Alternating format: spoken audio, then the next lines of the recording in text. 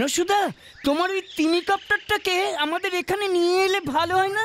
তোদের এই পাড়াটা এত ছোট, আমার তিমি কপ্টারটাকে রাখার গ্যারেজ কোথায় বলতে কিনি? কেন নদীতে রাখবা? ওরে বোকা ছেলে, নদীর জলে বেশি দিন রাখলে ইঞ্জিনে জং পড়ে যাবে না? নসুদা, তোমার তিমি কপ্টারটা এসে গেছে। হোয়াট? কি বলছিস কি বিচ্ছু তুই? লিডারের সাথে মস্করা?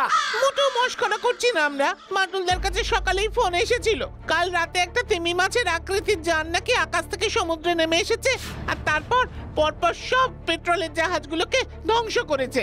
এই মানে না, মানে এই সব বাকওয়াস। আমার এমন কোনো তিমি ছিলই না। এ বাবা, এই যে তুমি সকালেই মাটুলদাকে বললে তোমার পোষা তিমিটাকে তুমি হেলিকপ্টার বানিয়েছো, সেটাই তোমাকে এখানে নিয়ে এসেছে। নসুদা গুল দিয়েছে। মুখে সামলে কথা বল বিচ্ছু।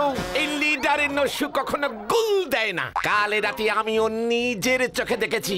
কি দেখেছো তুমি নসুদা? কি দেখছো? কাল তোর সারা রাত তুমি ছাদে দূরবীন লইয়া চাঁদ দেখবা কইলা। মানে কিছু না, আমার একটা জরুরি কাজে পড়ে গেছে, আমাকে যেতে হবে। যা বাবা। ব্যাপারটা কিন্তু সুবিধার ঠেকতাছে না কইলাম। মাটুলদাকে ব্যাপারটা বলা দরকার।